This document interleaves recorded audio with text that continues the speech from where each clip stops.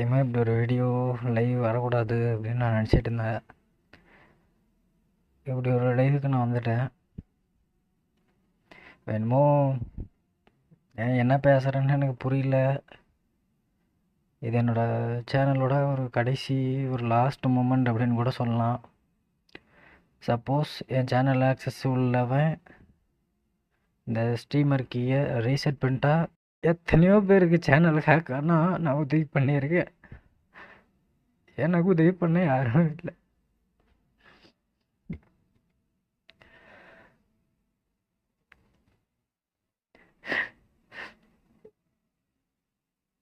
இந்த மாதிரி ஒரு சூழல்லாம் வரும்னு நினச்சி கூட பார்த்து தரல.